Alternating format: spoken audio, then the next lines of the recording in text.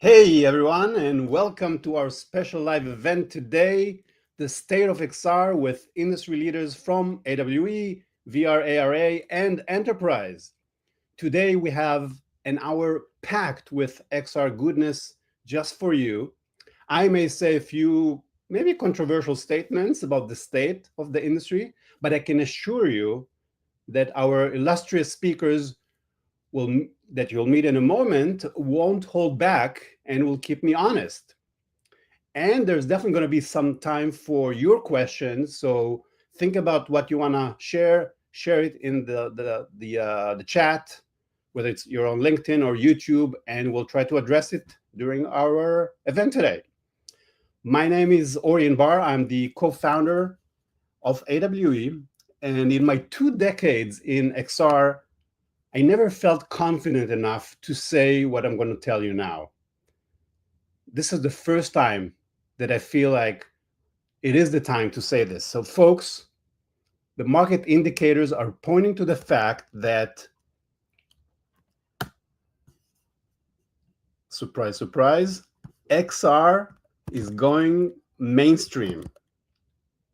I know some of you seasoned professionals in the industry are thinking right now, wait, what? Many of us have been in XR for years and we're still struggling to grow our businesses. And I hear your friends, and I appreciate your perseverance over the years. And I want to thank you for bringing the industry to where it is today. You should give yourself a big round of applause right now because you are very special.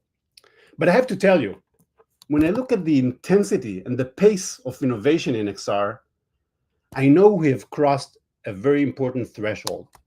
In the past 20 months, we have seen a strong lineup of new headsets hit the market. Here are some of them on the screen, getting smaller, better, with a lot better mixed reality capabilities.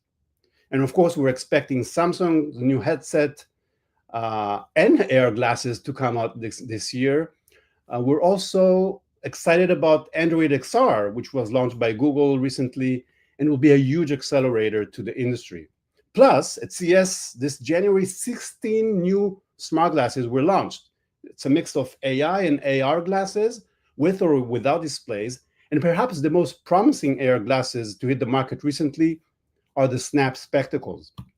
So when you look at big tech, they're all locked in a tight race to lead the market. Each player is pushing the other to be better, to refocus on their strengths. But they're all investing billions. Meta is on track to invest $100 billion in their reality labs.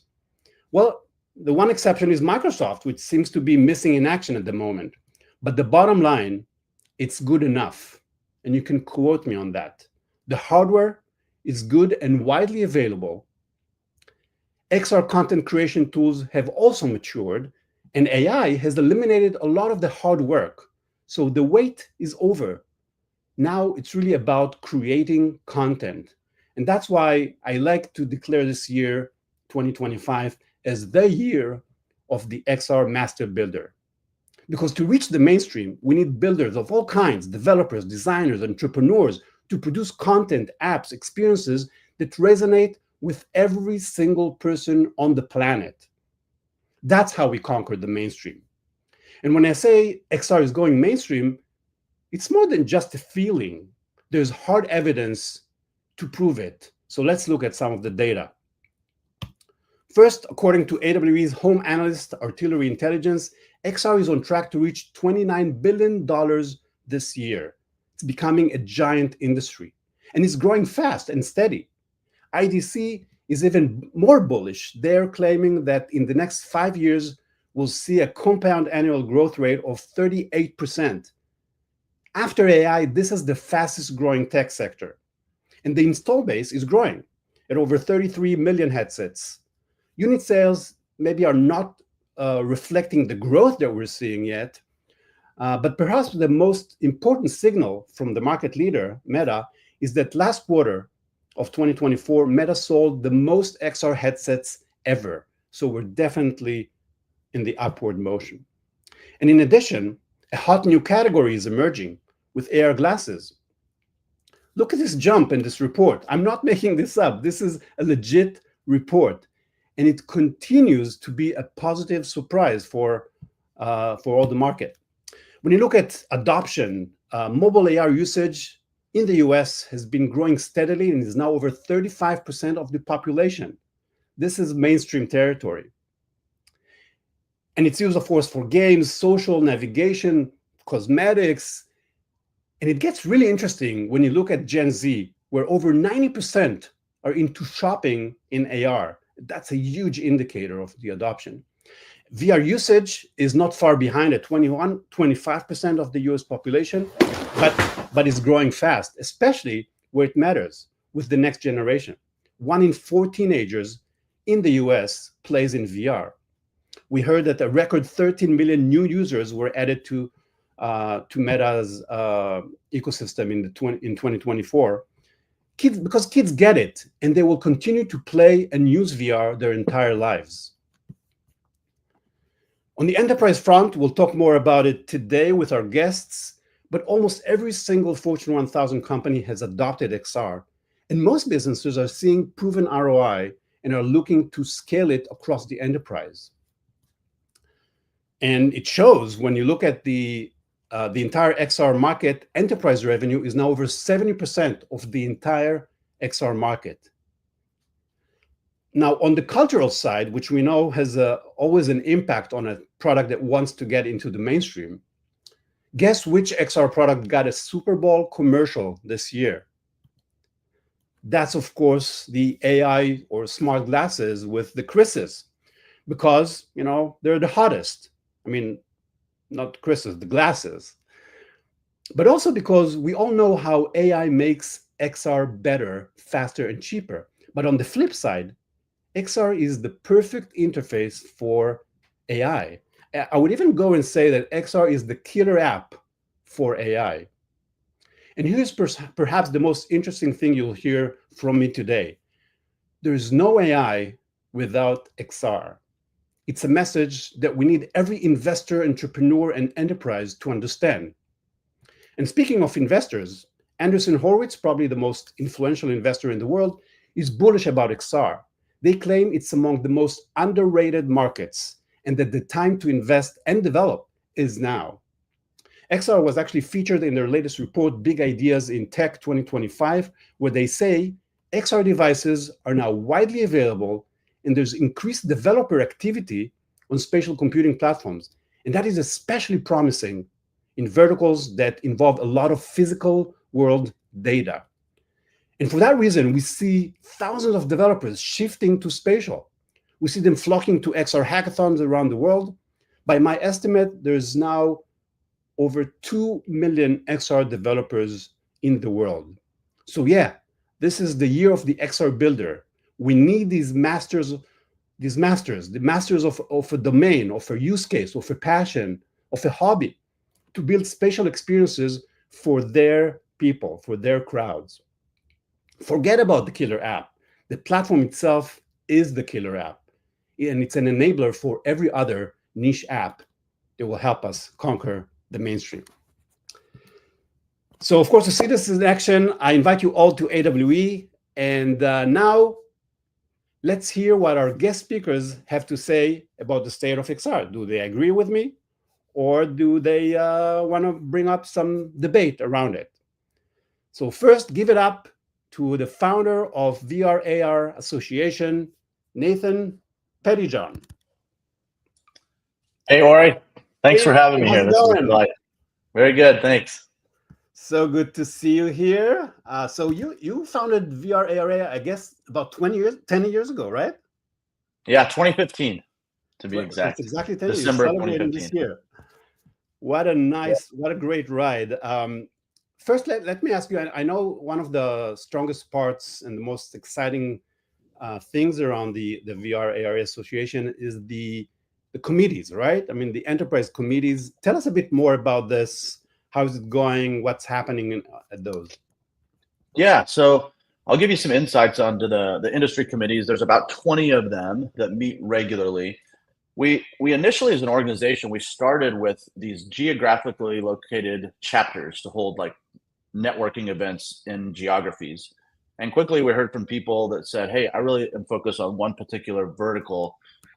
So we created these committees that are run by committee chairs. So these are practitioners and thought leaders from enterprise, from government, academia, even startups. And they meet regularly to share case studies. They go through the challenges that they're having and some of the implementation roadmaps that they even have. And I'll give you an example. So like we were on a recent call with one of the enterprise committees, and there was an XR lead that was talking about like some of their training and complex procedures. And they have actually gotten to a point where they've gotten 70% more efficient in their training using XR. It's nice to see some of these statistics, but with the committees, like within minutes, it was like a conversation. People were offering ideas, they were asking questions, and there were people from different areas of the industry that chimed in and realized they could start implementing this technology as well. So these are like more than just discussion groups. They're kind of knowledge accelerators and a place where we can facilitate people coming together and learning and growing and being more efficient. So that's amazing. I really love these committees, and I really like the fact that we're partnering and really kind of focusing on how we help advance this industry. All the different organizations, different communities are working well together, and that's fantastic.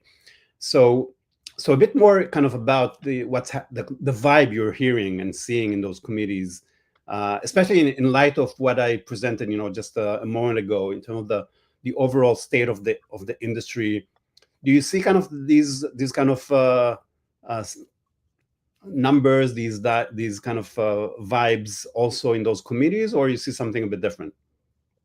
So in general, I do, and there's a lot of like the great statistics that we all want to see pointing to the rise. There's definitely challenges that people are having, but I think what they're realizing is that they're weeding out some of the hype, and they're getting to like the very specific applications, but also the tool sets that help them scale. And I know you've talked about this, Ori, where we're kind of getting out of the pilot purgatory situation and now into production and deployment. And so what happened, I guess, 5 years ago, all kinds of apps that could be done really well, but like you didn't have all the underlying tool sets that allowed for proper collaboration environments, or even like, let's say, rapid authoring of new training. So there was kind of like this slow phase of like, okay, I've got this idea, I've got this cool app. Now I've got to go spend like 6 months building and trialing. And now all the tool sets are there, especially with Gen AI, that I think are accelerating. And so what I see a lot now is, a lot of the global systems integrators are now involved. They're doing all the integrations into the ERP systems, the learning management systems and platforms. And that allows for scalability instead of just, these one-off applications. That enterprise play is always about solving this really complex environment that almost any IT organization is facing, and integrating things and managing it, in a large scale. We'll get a bit more into that in a moment. But I want to also ask you about the point I made about the number of developers out there, that we see a lot of,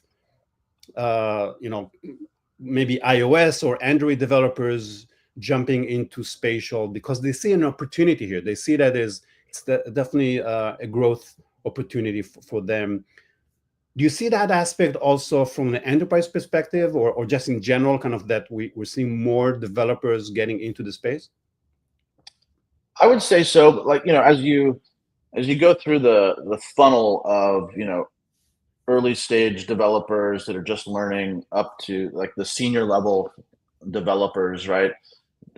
By nature, you have like less that are at the top of like the senior level. What I'm seeing is more of the senior level type of developers are getting in and implementing at scale. And so, whereas 5-7 years ago, it was a lot of like just early developers kind of hacking their way through. Now it's very serious with senior level type of developers that are involved. And And you've got some really great platforms that are out there to allow for it, especially when it comes to like WebXR. You've got like, even AI engineers that are building multimodal interfaces, especially with, what you touched on with AI smart glasses now. And so it's really sophisticated, and I think the industry is now taking it more serious. Even if, as you look at like the C-suite, the CTOs of larger organizations, they realize now, hey, we need really strong talent. So the people who have put the effort in over the last several years from a developer standpoint, I think are going to be pretty well positioned, especially if they're focused on incorporating like AI into that strategy and their development cycles. So you mentioned the elephant in the room, and we'll definitely spend more time on AI and how it fits with XR. But I understand that you're actually preparing something to address this new need among developers to kind of bring these kind of skills together. Tell us about what you're planning out. Yeah, thanks for bringing that up, Ori. And we've got this senior level developer conference called Stack X Days, and it's really designed to be a premier conference for senior level developers and technical leaders who are wanting to build that next generation of applications and scalability. We're hosting that in San Diego, October 28th through 30th. It's going to be 3 days. It's not really like a hype event. It's going to be very hands-on, deeply technical. We're holding it at this facility of UC San Diego called Park and Market. It's in downtown San Diego. It's only like a 3-year-old building. It's very state-of-the-art, but they have, I think, 8 different big workshop rooms, really nice stage. And so we're going to have hands-on workshops that developers can come in. And the concept is really, it's cross-platform. So whatever platform you're, maybe focused on building, you can come in, take some half-day sessions with them, and then you can, dip your toe into some other platforms while you're there, and dive into some workshops and really focus on the technical elements. We're actually kind of discouraging some of the more business development type of attendees and focus really on the developer. So I appreciate you bringing that up, and would love to kind of collaborate with you on that, and hope we can do some great things together. Yeah. So developers, mark your calendars in October in San Diego. Sounds like an excellent program, and definitely perfect timing to run such a program. All right, Nathan, we'll pause this discussion for a second, and I want to bring onto the stage our 2 enterprise experts. Goopy, let's bring him up. Folks, put your hands together for James Cooper and Shelley Peterson. Woo! All right, fantastic. So James, we'll start with you. You've been Chief Technologist of XR at Raytheon, part of RTX Group, for a while. So tell us a bit about your journey, what you've been doing with them, and where you are today. Yeah. Thank you, Ori. So I've been involved with XR Raytheon for about 10 years, the last 10 years. But Raytheon and our sister companies at RTX, Collins Aerospace, Pratt & Whitney, they've had XR initiatives going back for many years before that. And we've had some real successes in areas like remote support, knowledge capture transfer, and those have managed to stand the test of time. They're still here today. But we've also had a lot of other project course that had great ambitions, but more mixed results, let's say. Aerospace and defense has never been the easiest place to bring in new technologies, and sometimes we need to rethink the way we do things. When I take a look today at all the great XR applications addressing enterprise needs, from collaboration and work instructions to digital twins, I do see a lot of potential across RTX, and we are not sitting idle. We're definitely looking at these things, but there's still a lot we need to optimize when we're looking at things like cloud and AI and just evaluating and onboarding. So lots going on, but still lots of work to be done.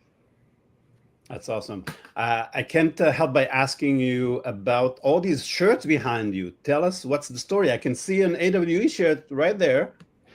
Yeah, there's a couple AWE shirts up there. There are actually shirts all around my office here. I've been going to these conferences for a while now. Like I said, I've been involved for about 10 years. Going to these conferences, you have a tendency to pick up shirts, and I can't wear all of them. So it seemed like the best thing to do is just turn them into wallpaper. That's awesome. It's a great history lesson, if you will, about where we are in tech. Very cool. So next we have Shelley, which needs no introduction. But why don't you just give us for the three people that don't know you yet, tell us a bit about what has been your journey in XR over the last, 20 years or so? It's been a little while.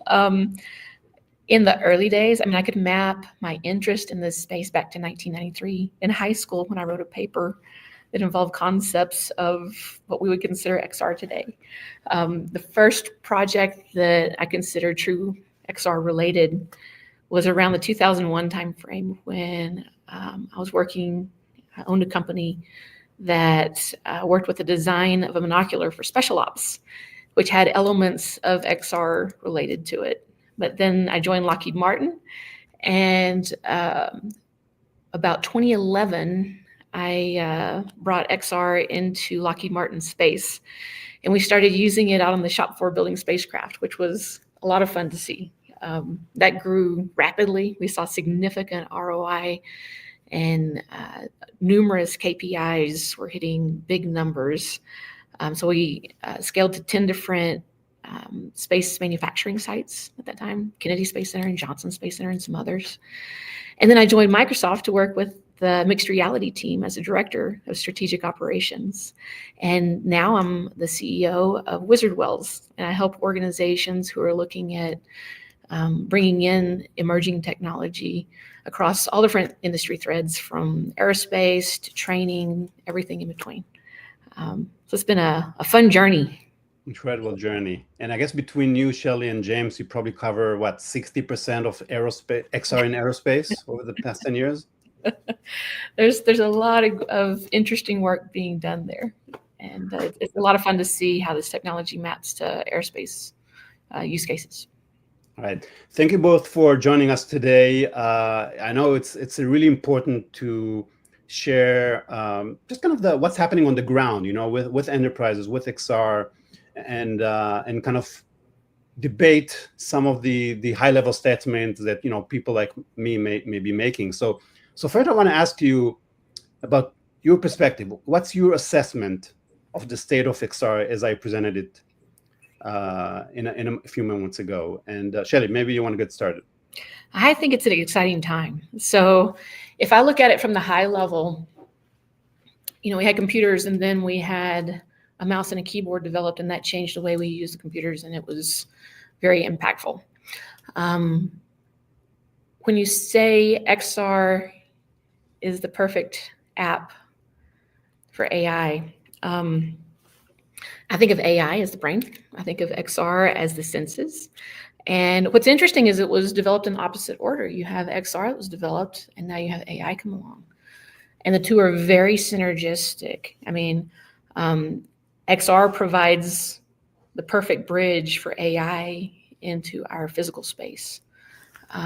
So I'm really excited about how those two will work together to provide better information and situational awareness for our AI use.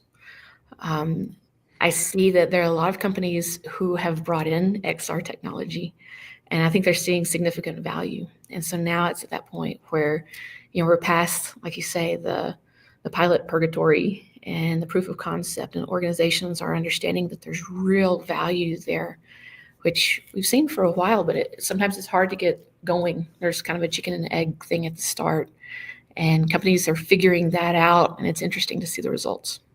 Does it feel like we're kind of crossing a threshold in which a lot more things can happen and can be built and developed and used than we've seen maybe in recent years? It's the capabilities allow us to build more efficiently, which feeds into the ROI. We're able to get past the hurdles quickly and efficiently. Some of the hurdles don't exist anymore. because the companies who provide the capabilities have seen what those challenges are and they've solved it. So that's exciting to see, and it makes it easier for the deployment of the technology. Awesome, thank you. James, so from your side, what's your assessment of the state of XR that you're seeing through your eyes compared to what I said in the beginning? So I'm with all of you. I mean, it's kind of hard not to be because we're all the true believers, right? But I mentioned earlier, there's a lot of very exciting applications out there for enterprise.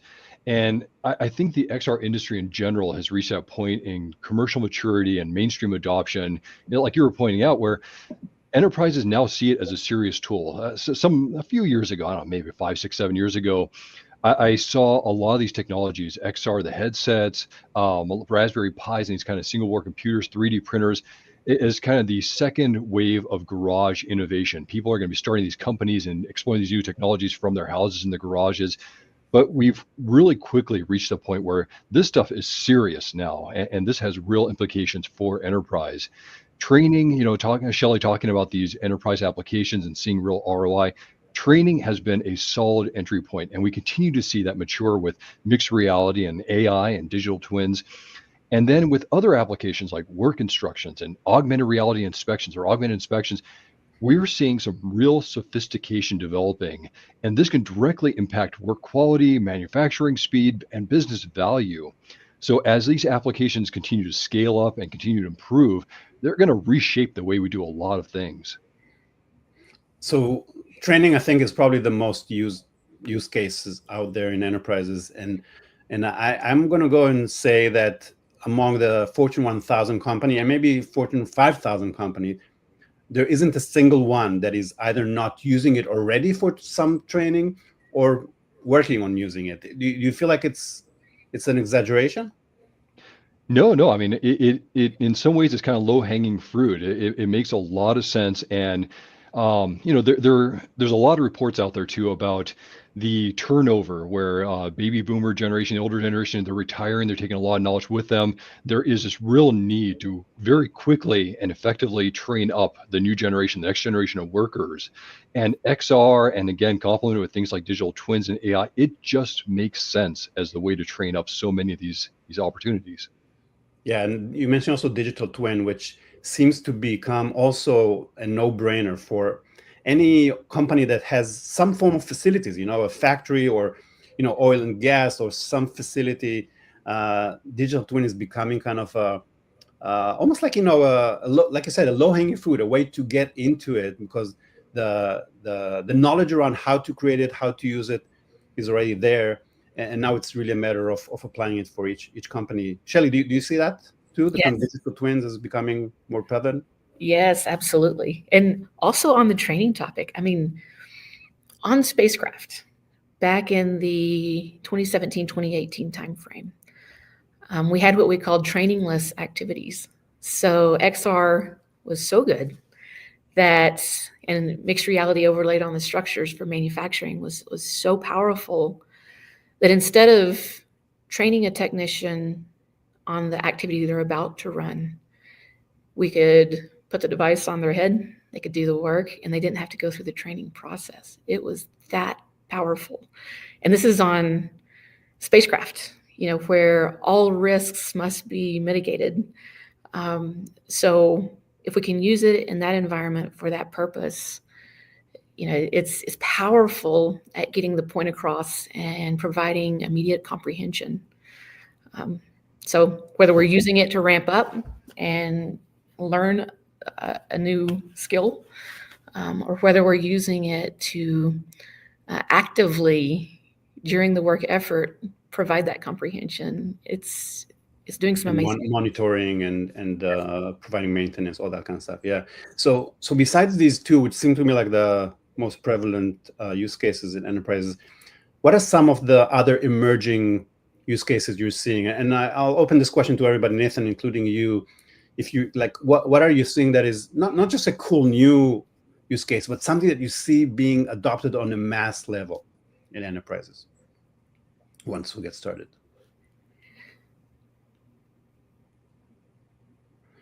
So I'll throw out there, it's kind of related to training, but workforce development is an area, across the country, and I think also in other countries, there's a shortage of workers, and we need to ramp them up, certify them rapidly into positions. In some cases, that also involves the remote assistant. So, while we may have new workers in positions who we've taken through rapid training, having that remote assistant capability is very powerful. We see interesting use cases across manufacturing. We see interesting use cases across healthcare. With AI, it cracks open a whole new level of use cases. And I mean, the list is long when we get into that topic. Yeah, that's the other thing, which I kind of mentioned before in the context of more consumer side, where, it's about creating an application that even it's a small audience that really, really wants it, but, for them, it's like, they would buy a headset, even, an Apple Vision headset for $3,500 just for that experience. And I think we're also starting to see this at enterprises, right? Where there's certain use cases that may not be relevant to, all the enterprises out there, but they're so important, so valuable to a small set that they would do anything to get it done, right? Yeah. James, any other kind of use cases? Or go ahead, Nathan. Oh yeah, I was just going to say I've seen kind of like 3 categories of tool sets that are getting implemented. They're kind of under the radar, so you don't see, their name in flashy lights. But one of them is like spatial analytics. The second is 3D digital asset management. And the third is collaboration tools. So, I'll give kind of an example of each of those. So within spatial analytics, right, there's some tool sets. One that I know fairly intimately called Metalytics from a company called Aircards out of the UK.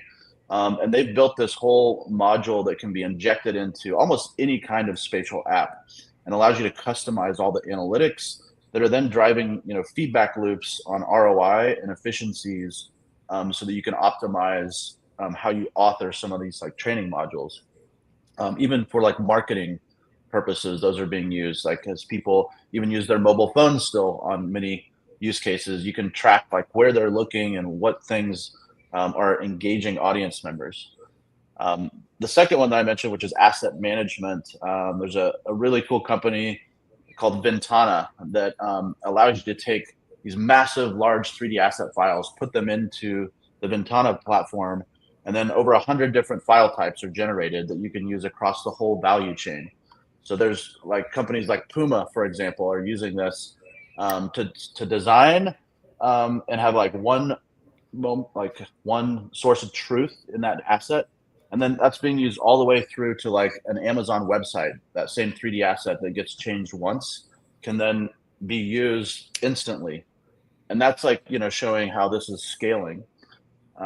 And then the third one is like collaboration tools. So there are all these different apps that designers use, like really sophisticated CAD modeling tools, and Shelley and James, I know you know this well. But there's tool sets out there now. An example is a company called Cavernous. You can layer this into like Twin Motion, for example, which is an Unreal Engine software tool set. And then all of a sudden you're designing at the early stages of designing a product or training. You're doing it collaboratively instead of just having to share Zoom, and you're doing it all spatial. So I think these are some of those like scalable tool sets that are sitting underneath. They're like the unsung heroes of the industry, but it's allowing for the scalability of everything. Ori, you're muted. Thanks for sharing those examples, great examples, and really kind of show the massive use of XR in the enterprise and how we enable that. James, from your side, any additional use cases we haven't talked about yet that you see kind of being used in a large scale? Yeah, no, I agree with Nathan on those points. And one of the things that, One of the more recent developments with a lot of companies are seeing is the whole return to office or increased on-site presence. Prior to that, I would have said, oh, there's a huge opportunity with this remote collaboration tool set, bringing people together wherever they may be in the world, in the office, in the home, wherever they are, and exploring all these new paradigms of how we're able to get people to work together around virtual products and factories and what have you. I still think there's a terrific opportunity around that. But I kind of wonder if the steam's gotten out of that a little bit now that we're, a lot of companies are going back to the office. That said, looking at some of the other tools, like I mentioned about work instructions and augmented inspections, I see a lot of companies too are of course streamlining. Budgets are tight. There are a lot of other kind of restrictions at play. And so people are always trying to do more with less. And I think AR and again with AI, AI and digital twins and such, that is the perfect tool to enable people to do things faster, better, higher quality, get the product out there without compromising any of the quality, without necessarily spending as much time on training and onboarding. You get people running at full speed very quickly with these kind of capabilities. I think it's going to get better and better. So I think that's an opportunity that really needs to be explored even more. And you brought us back to the AI plus XR imperative. Like we said before, and you reiterated that AI makes XR better, faster, cheaper, just makes it all around a lot better. But there's also the flip side that that XR it actually makes AI better because prompts are frankly boring. The fun of typing is kind of wearing off. So I think we're seeing that the XR interfaces that are offering interaction with AI and kind of empowering people with AI are becoming a lot more interesting. So let's talk about some of these opportunities within enterprises. Where do you see kind of this clear combination of XR and AI shining within enterprises? Nathan, you want to start? Sure. I think, I've had a nice lens into this too. Last year launched another organization called the Applied AI Association, which doesn't always have an XR flavor to it, but at some points it does. And when you look at like that crossover, there's kind of three categories that I'm seeing. One is asset creation, and also, and that's like using generative AI to generate 3D models. Also, Gen AI to generate an author training. It's really complex, but there's some really cool companies out there doing this. One example is a company called Augmented Training Systems based out of Austin, Texas. And they're taking like existing training modules, and then with prompts, you can quickly iterate on those, those training modules that maybe developers have spent 3 months building, but you can create like iterative models on those extremely fast without going back and having to spend months of time. The second one would be like conversational interfaces for training, and even what used to be called remote assist is now becoming like AI assist. Mm-hmm. And instead of having to call somebody and ask, it's really amazing, like incorporating object and image generation recognition, and then AI is automatically giving recommendations inside of like an AR glasses headset. So that's kind of early, I would say, in the industry, but that's where it's all going. And then of course the third would be like back to like analytics, like real-time analytics, feedback loops, even becoming iterative during a real-time training, like based upon how you're reacting. The AI will then adjust your training module to cater to you and your specific learning environment. So there's an intertwining of like learning management systems, AI, and spatial computing. It's really cool to see it. It's really complicated, and it goes back to your point, Ori, of like, the master builders. Like this is really complicated, and we need serious engineering prowess to pull it off. But it is happening. Yeah, especially the second point you mentioned around AI Anyway, we can skip that, and I want Yeah. because I want to also hear from Shelley, kind of how you're seeing this intersection of AI and XR showing off at enterprises these days. You know, the best way I can put it,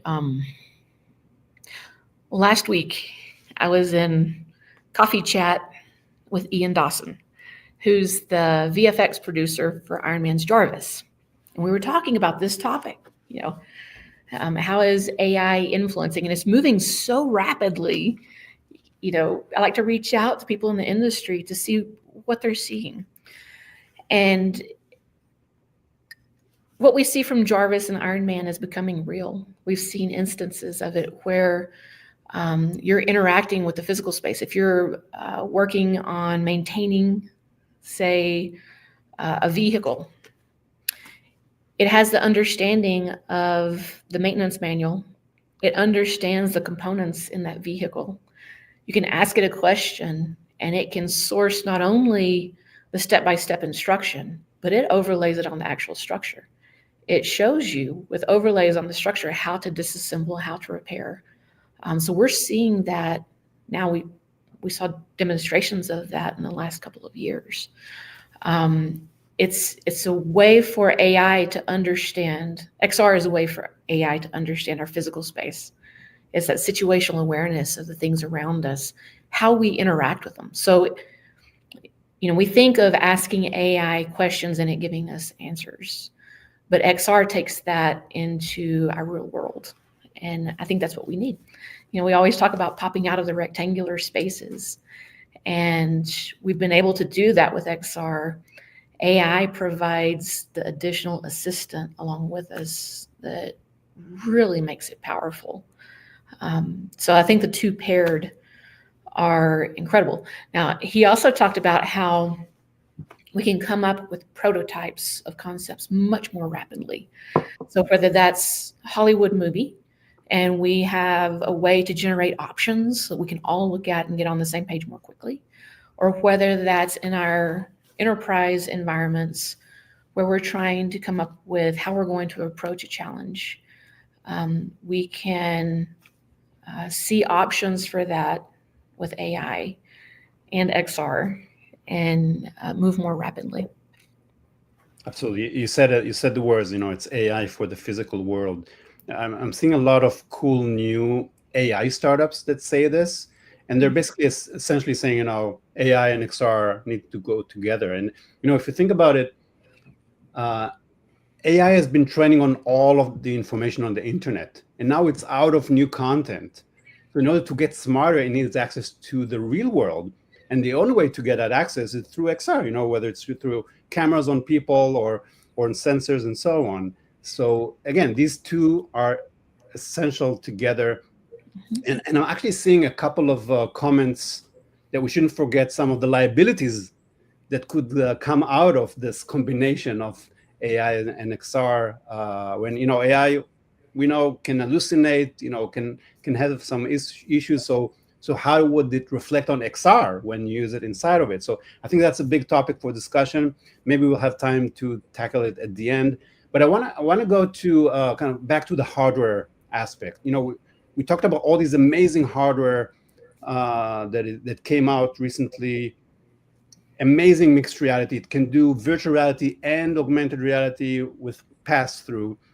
But I hear that over and over again from enterprises that they still don't have a good replacement for the HoloLens, the good old HoloLens that was, you know, giving you AR with, you know, full spatial awareness around you. You could talk to people, you can see them in the eyes, and still get some AR on top of it, some additional help. Now, you know, if we just go with a fantastic mixed reality headset, but still it is covering your face, people don't feel comfortable with it. So I want to just spend a few minutes on some of the alternatives that you're seeing in the enterprise and how people are tackling this question. So I'll add, isn't it sad that Microsoft made that decision? I mean, just to acknowledge, I have companies reaching out on a weekly basis, and in some cases on a daily basis, trying to figure out how they proceed. knowing that the HoloLens is going to be going away. Of course, there's video pass-through instead of optical see-through. And it's powerful, but like you say, we really want to be able to experience our environments in an optical see-through manner. One of the things that I recommend to companies is to look at browser-based solutions or solutions that are device agnostic. So if a device has a browser, there are some solutions out there today, like IQ3 Connect, and there's some others that allow you to build the content one time, and then if a device has a browser, you can access it through those devices, whether it's a laptop or a wearable device of many different kinds. So I'm a fan of those right now because it helps us bridge across where we can still operate with all different types of devices while we're waiting for a replacement for the optical see-through. James, what are you seeing as people doing to tackle that? Yeah, no, I mean, you're right. The XR hardware landscape has been very, very dynamic these last few years, and it's challenging because you don't want to invest in something and buy the hardware and make or buy a bunch of apps for it and go through all this trouble only to have it go away a few years later. And so I mean, we're in the same boat in terms of HoloLens. We had a lot invested in that. And of course, some of the other vendors in the augmented reality space, like say Magic Leap, never quite reached their potential or their promise. So, we are very eagerly keeping an eye out there. Exactly as you point out, Ori, the environmental health and safety factors around mixed reality headsets. There are applications like, say, in the factory floor where we might absolutely love to have these kind of capabilities, these augmented capabilities in there, but having any significant portion of the view obstructed by the headset is an absolute non-starter. That is just no-go. So something that has a wide field of view with actual peripheral vision, like the HoloLens did, that's going to be a tough thing to replace that we haven't quite seen yet. We are, of course, looking at the Army IVAS contract, which Microsoft held, and now they've handed off to Anduril, and we're I'm excited. I'm waiting to see what kind of magic that Palmer Luckey is going to work on this. Hopefully, it's going to be the solution, and maybe it'll have some implications for the rest of us. But it's tough. I really feel like we do need an actual augmented reality solution that is enterprise ready. Have you seen anyone using the kind of pass-through mixed reality devices with the buddy system? I heard that it's kind of a way that still getting the benefit of an AR on a VR headset essentially, but for the safety aspect, you have like somebody that's actually holding your back or something. It sounds a little weird, but are you guys seeing that anywhere? No. Can't say I have. No. Okay, maybe just an idea. Nathan, what are you kind of hearing as potential alternatives for HoloLens today? Yeah, so I'll focus in on kind of like three key elements here. One is what James mentioned with regards to Anduril and that IVAS program, and that's not to be taken lightly at all, right? It's a multi-billion-dollar opportunity, probably one of the biggest, probably the biggest, arguably, maybe not even an argument, in XR, right? And so what's also unique too is Anduril has this software called Lattice. I'm not an expert on it, but I understand it has, it's integrating AI elements fused with sensor data, right? They're leveraging all the stuff that they've been using in drones and, image and object recognition, and it's really sophisticated. So I think when it comes to DoD implementations, Anduril probably has a lead on everybody out there, especially with this new contract. I think, and then there's one other gorilla I will mention, and then one other that's kind of a smaller company. So I would say Meta, this opens up an opportunity for their Orion AR glasses that are coming. They promise a lot in the future. Yeah, everybody wants it now, but I think that opens up the door for them. And probably when you look behind the scenes, there could have been a partner strategy of sorts. Meta's been doing a lot to like embed Microsoft software into and capabilities, even into the Quest devices and that operating system. So it could have been that the higher level powers at Meta and Microsoft kind of came in and said, hey, let us run with some of this hardware strategy. We'll bake Microsoft software tools into it. And Microsoft wanted to focus more on that software. The third that I'll mention is a company called DigiLens, and their Argo glasses. So DigiLens does all kinds of components for other manufacturers of AR glasses, but they have this Argo glass. I got to test this out, their latest kind of production version at CES. They were nice enough to kind of give me a full in-depth demo, and I was really blown away. Like, the field of view was solid, like everything that I tested. And again, it was a demo, but it worked really well. And I think that that's a contender that I'm also hearing from other enterprises that say, hey, that could be where we shift over to. So it's a huge opportunity for DigiLens, and the team over there has done a phenomenal job over many years and have raised tens of millions of dollars to put it together. There's been a lot going into it. So yeah, those are you guys covered. Anything else you wanted to add, Shelley? I think Chris made a fantastic point here in the comments, where he's saying, there's considerations like no hanging wires, PPE, eye protection. I would add to that, one of the areas where the HoloLens shined was the ability to provision it, the IT and security elements that are truly enterprise grade. And we need solutions that have, the periphery and optical see-through and all of those elements, but also we can't highlight enough the IT and security elements that need to go with it. Yeah, that's exactly what I think with that kind of vacuum where we're at. The other alternatives I heard, on one hand, some people are going back to mobile tablets or smartphones, which is really sad. But it's an alternative. On the other hand, people are looking at some of the new AR glasses that, for the most part, they're really good. They're getting really good at what they do, but they're not geared or ready for the enterprise. Right. I mean, I mentioned the Snap spectacles, which I think are amazing. I mean, really some of the best AR experiences I've had, but they're not even geared for enterprises. They're not. It's for creators at this point, later on for consumers. So it's going to be kind of weird to try to adapt them for enterprises. And same for some of the other kind of not early stage, but really good optical engines for AR that need to be taken all the way to the finish line so that they're ready by a trusted entity that can really deliver them to an enterprise and take care of the whole product, right? The entire ecosystem necessary around it to support it. So I think that's where we are. Hopefully we'll start to see some great alternatives very soon. I think in terms of the innovation pace, we're getting really close. We have a few more minutes for questions. There's a lot of comments. If you have a question, please put a question mark next to it.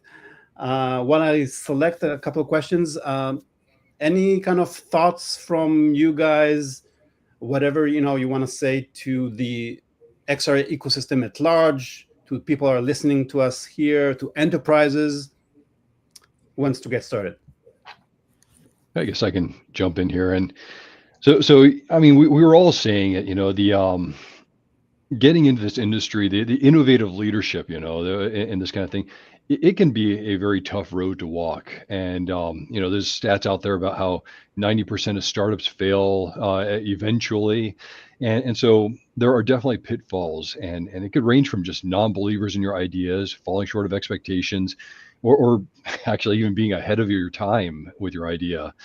But, as Ori is saying, as everyone's saying, I do believe the time for enterprise XR is here. And there is a real opportunity to be part of that and part of shaping the future. I can't promise, I can't say it's going to be easy, but, I personally, at least, am very excited to see what all the developers are going to be bringing out there, what they're going to be delivering, putting out there at shows and whatnot, and just exploring what it might mean here at the company at Raytheon and beyond. I would say if you're a company looking at whether you should bring in this technology or not, there's some fantastic resources out there available. And it's not just the resources, there are people willing to help and organizations who are willing to help. So I started going to AWE, Ori, I forget what year it was. I want to say it was 2013-ish or somewhere in that time frame. That's right. Yeah. At that time, it was in the early stages of when I was looking at the technology for Lockheed. And I was able to meet people who were so willing, such a friendly industry. They were willing to help. And I ramped up quickly because of the groups that I met at AWE. For anyone looking to bring in the technology, I'd encourage you to reach out to some of the people in the industry. I'm happy to make connections for you. And there's a path to do this that really can optimize bringing the technology into your organization. You want to do some things in the right order, and there's organizations in the industry who can help with that. You definitely want to think of the culture and the process to change and what that means for your organization, but then also the process to pilot and assess the value in the right order so that it sticks. Awesome. Great message, Shelley. What's the best way for people to contact you? LinkedIn? LinkedIn's great. I keep up with that often, so we can connect there and then we can convert over to awesome methods. Nathan, what's your message to everybody? Well, one, get to AWE, right? You put on a fantastic show, Ori. There's no doubt about that, and it's a place to get together. Two, I love people to get involved with VR Air Association as well. It's been one of the best networking opportunities for me and many people for many years, right? And like Shelley mentioned, there's so many great people out there that are willing to help, and to grow and prosper in this industry, you have to get out there and get in the sandbox with the people that can do it for you. And I would say that the third element would be, and I'm sure most everyone is already, but you have to take a very serious look at how AI is going to be implemented with any XR solution today. I think I see that probably 80-90% of the companies out there, but I hear it from customers, the buyers out there. They have budgets that are assigned, and if it has AI attached to it, they've got kind of like the guidelines that, hey, we have to have AI thought about in everything. So that means the developers need to as well.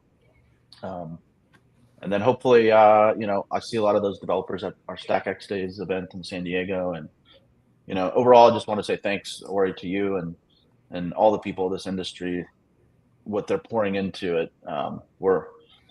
The tides are lifting for all ships, right? And thank you, Nathan. It doesn't happen without a big community. So great message. I just want to double down on what you said on the AI and XR. And I mean, we're all seeing that, of course, AI is taking a lot of the attention away from XR and a lot of the funding, whether it's investors or enterprises.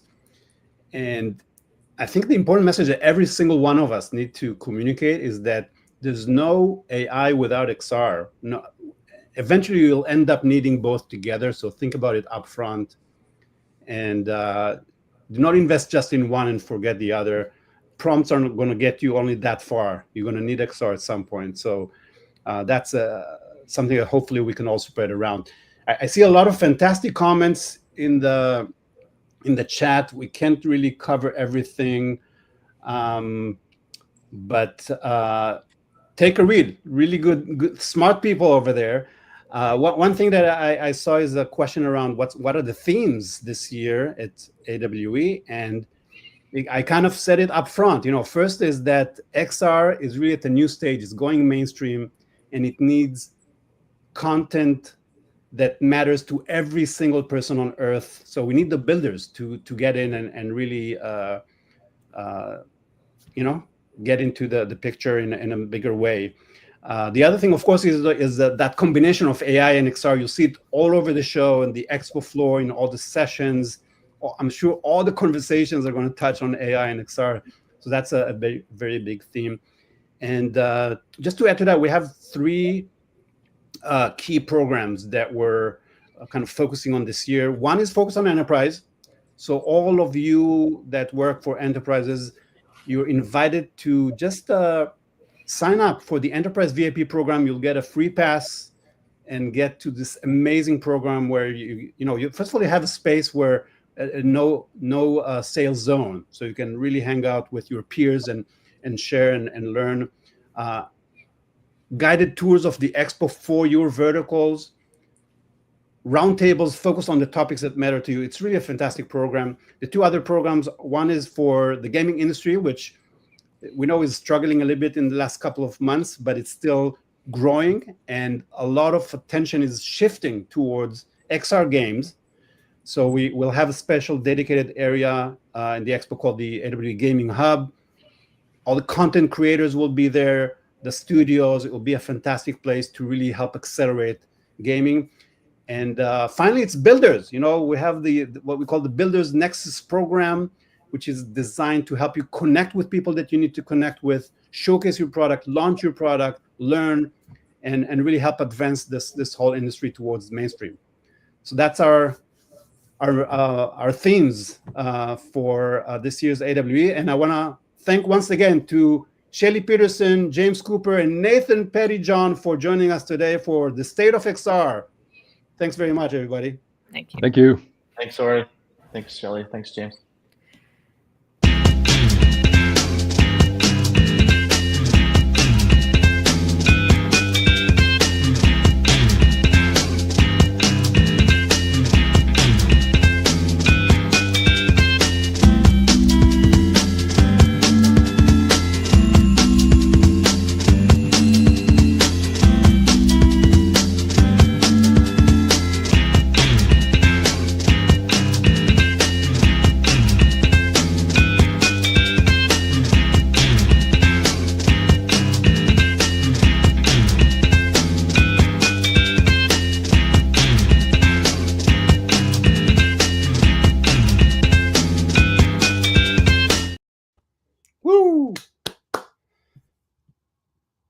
Goopy, we're off or still live?